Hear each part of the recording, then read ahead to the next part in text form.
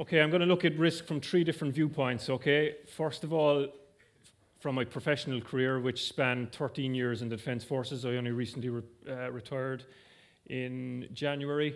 13 brilliant years of my life, learned loads, met some brilliant people, trained to be a bomb disposal officer for the first year and a half of that period, and worked then for 10 years as an operational bomb disposal officer, both at home and overseas. Then I'm going to speak a bit about my sporting career, which was at times explosive as well. I had lots of highs, lots of lows.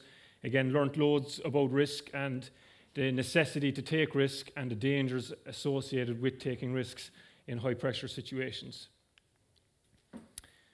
So 13 years, as I said, playing with Cork had its ups and its downs, but again, I'll speak about that later on. Then at the end, I'm just going to speak about some of the lessons that I learned from taking risks in the 2 pursuits above, my professional career and my sporting career, and how that shaped maybe my character and my attitude towards risk.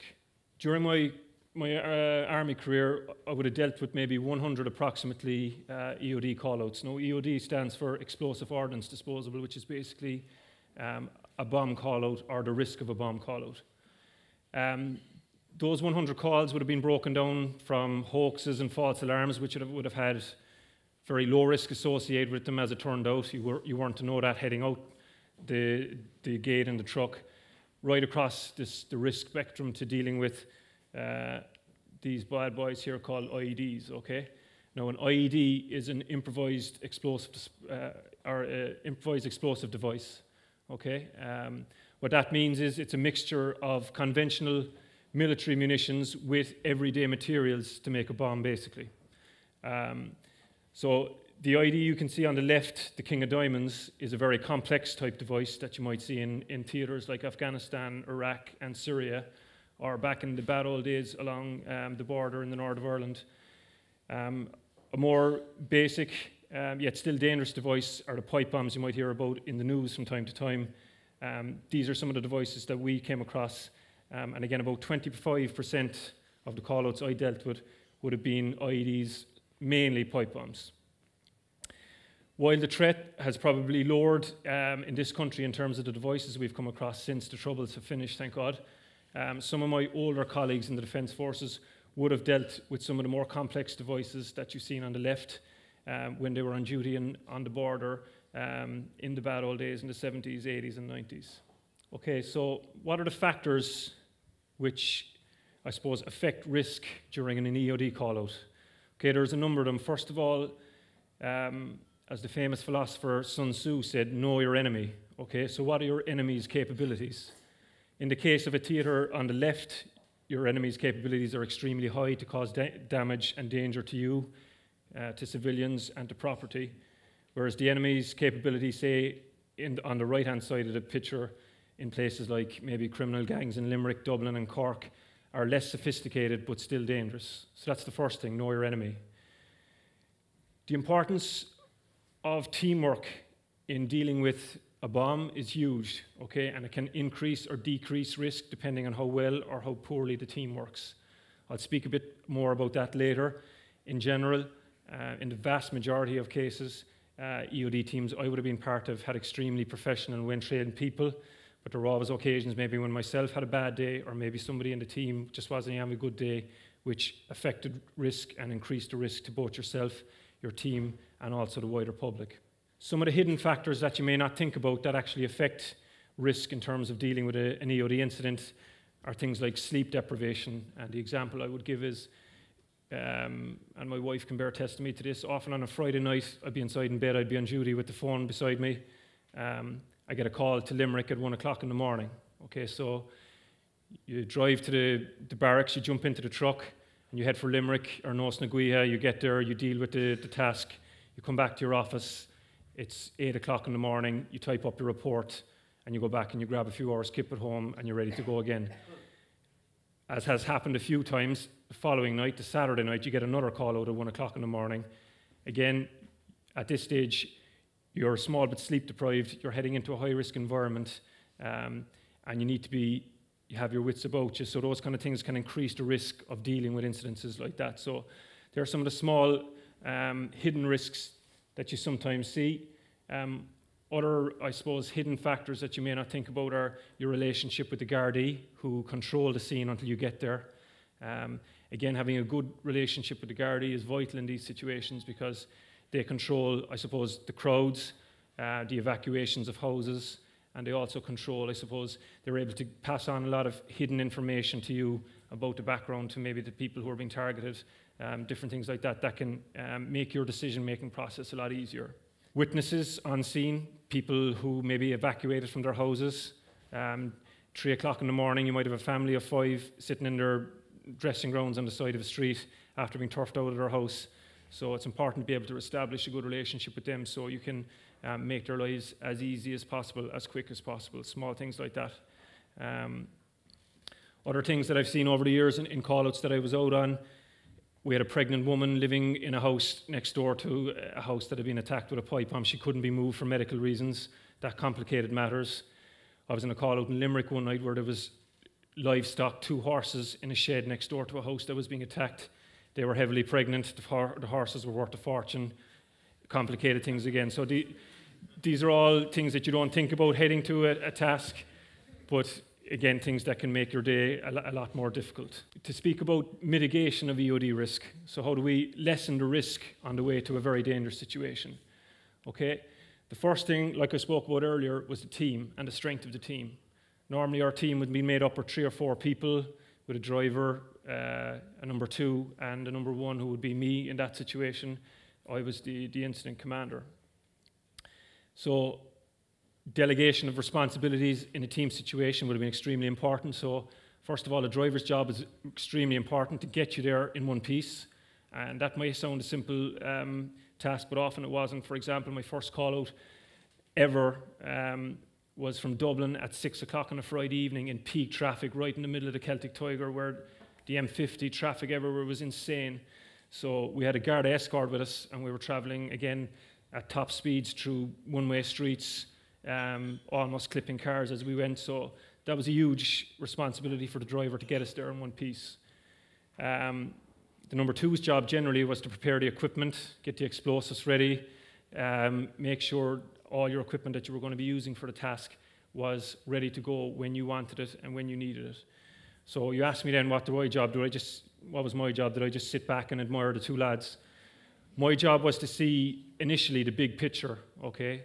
So I was to get to the scene, talk to the guards, talk to the witnesses, talk to anybody else who had a knowledge that could help me solve the problem as quickly and as efficiently as possible.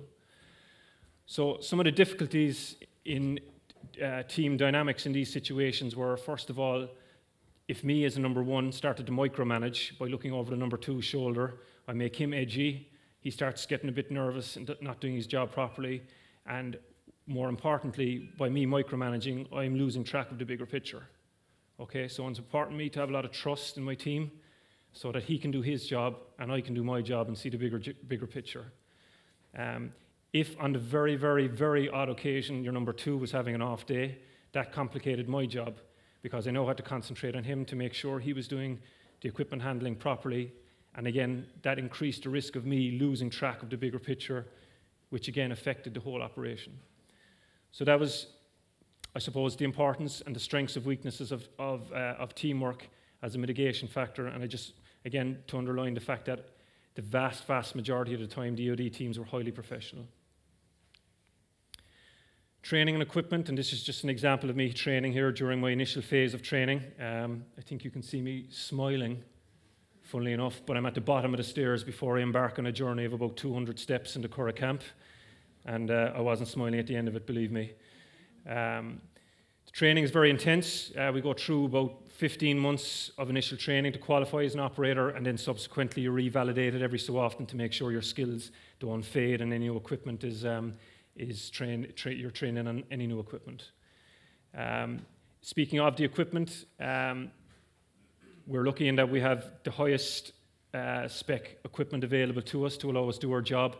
Again, mitigating that if we can send up the robot and not put ourselves at harm's way, that's what we do. Using other pieces of equipment that lessen the risk of having the number 1 operator to approach a device. So that's another mitigating factor in the whole area of EOD risk.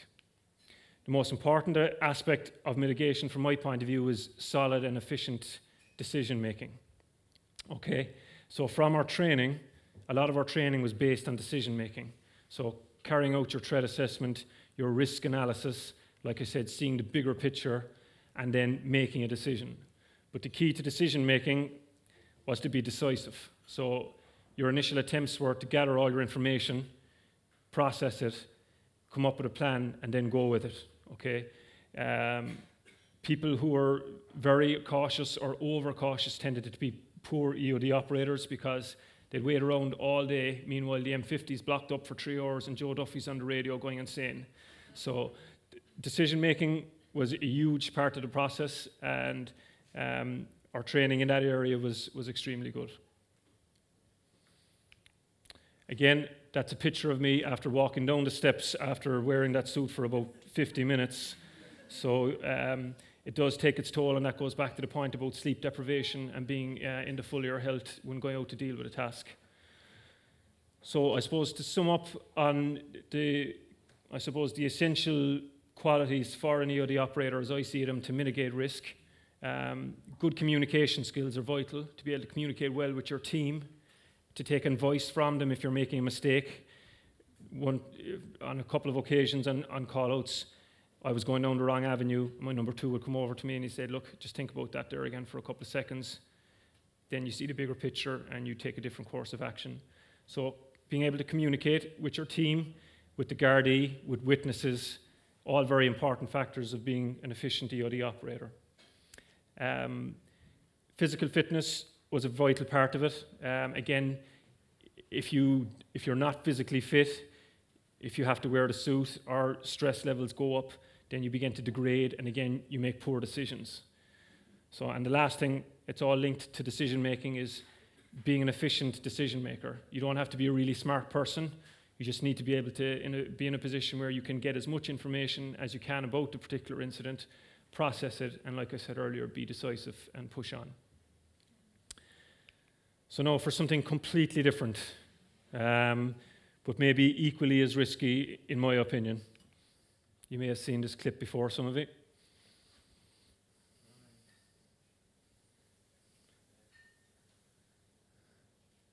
This is a famous Colombian goalkeeper called René Higuita in a fairly unconventional goalkeeping guise.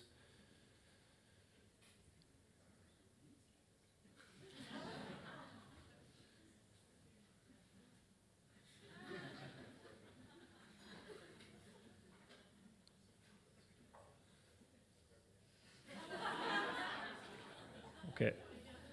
That was René Higuita, as I said, so he was the ultimate risk taker of probably any football player in history, but as a goalkeeper, probably completely inappropriate.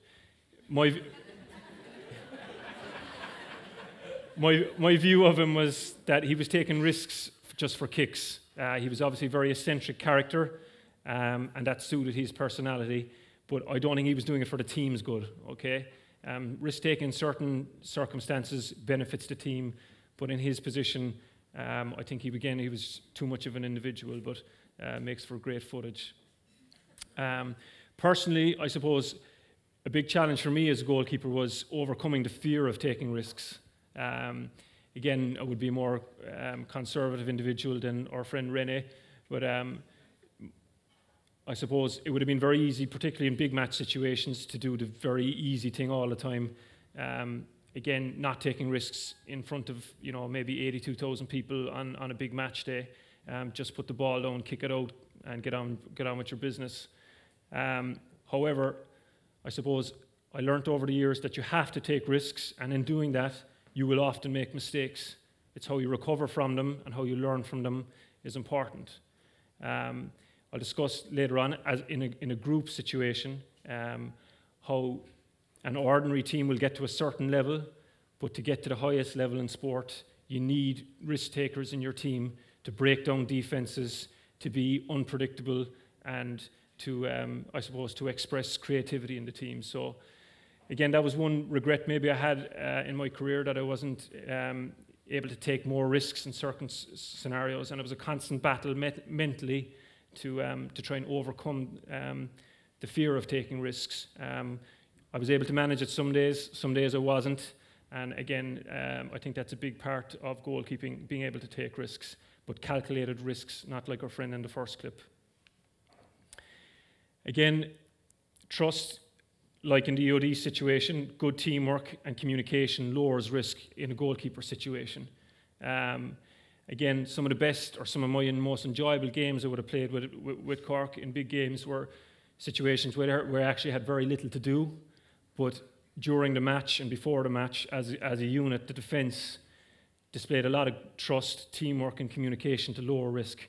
So we almost predicted what the opposition was going to do before they did it, and we were in a position to lower the risk and therefore win the match. So again, I suppose this picture probably shows how teamwork, communication and a bit of trust can lower risk levels when dealing with dangerous situations. So here we have Aidan Walsh, number 9, catching a very dangerous ball under the crossbar. I have complete trust in him, or maybe I'm just happy that he's the guy catching the ball and not me. And you have number 4 here, Owen Cadigan, who's waiting just in case there's a problem. And again, that's teamwork. That lowers the chance of something going wrong. It lowers the risk in those type of situations. Okay, moving on to Manuel Neuer. Okay, for those of you who don't know him, he's the German goalkeeper, won a World Cup medal with Germany last year. He is a very efficient risk taker.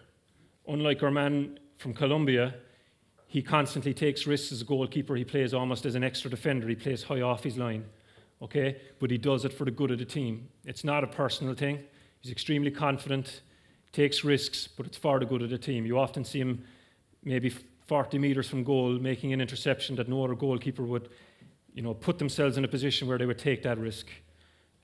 He makes mistakes, but he has the confidence to back himself the next day and do the same thing again, because he knows, even though he will make the odd mistake, that overall the risk-taking is for the good of the team.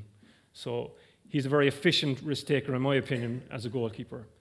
And again, this clip shows him taking another risk, trying to make moves on possibly the most powerful woman in the world. And you can see the Brazilian Prime Minister isn't too impressed by the whole thing either. So that's Manuel Neuer, the most probably risk-taking goalkeeper, efficient risk-taking goalkeeper on the planet. Then I suppose in a broader context in sport, what I would have learned, I started playing football with Cork back around the year 2000, and things changed a lot in that period of time. I saw from then until maybe 2013 when I retired that creative players are becoming more and more marginalised in the game. That's my opinion, okay? Because they're seen as high-risk players, okay?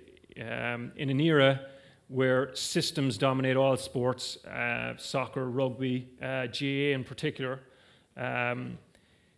creative players are seen as a luxury in teams, okay?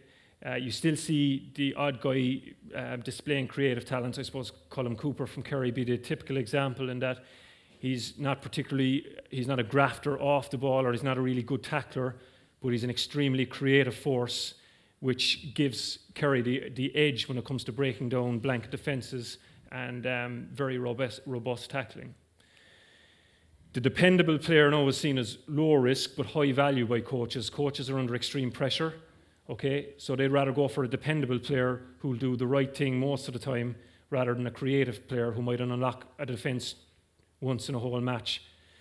But like I said earlier, as you head up the levels of success in sport, you need creativity to get you over that line. You need guys who can see a pass, who can break down a defence, and while they might be high risk in terms of being able to accommodate them on a team, that creativity is what gets teams to win championships as opposed to being contenders. That's my opinion.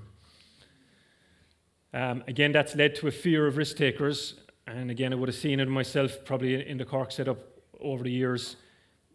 Guys who were creative, who were risk takers, almost became guys who were feared. There was a bit of a question mark about them that, could they work hard? Could they tackle? Could they be part of the team ethic? And of course, the team ethic is the most important thing. But again, that risk versus creativity argument is, again, something that's, in my mind, very important in the game. Okay, just to finish up, the life lessons I've taken, I suppose, from those two pursuits are that it's often the small details that trip you up when it comes to risk.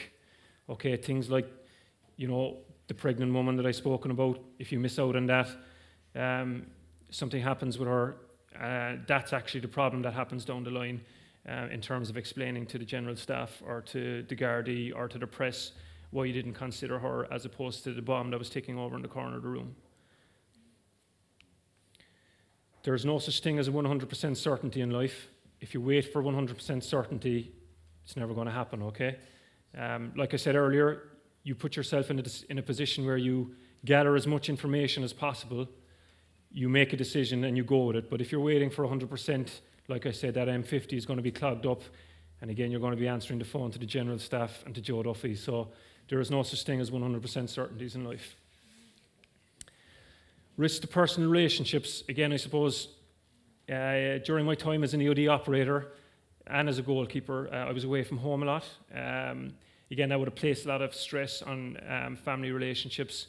They're two fairly selfish pursuits in that you often become a solitary or a lone figure, because even though you're part of a team, you're still probably an individual within that team. Like I said, you end up spending a lot of time away from home, and as my wife, who's in the crowd here, can contend, I was often, I'd say, difficult to live with, say, the week of a big match, or when I was on duty and there was a lot of call-outs coming in. So certainly there were risks to be paid, and in England, the letters EOD stand for Explosive Ordnance Disposal, but they also stand for Everyone's Divorced. And that's a fact. The rates of divorce amongst EOD people are huge because there's a lot of stresses in their lives, which affects their personal relationships. I'll finish on this line. It's a line my grandmother used to use: "Don't die wondering." She died a year and a half ago at aged 103.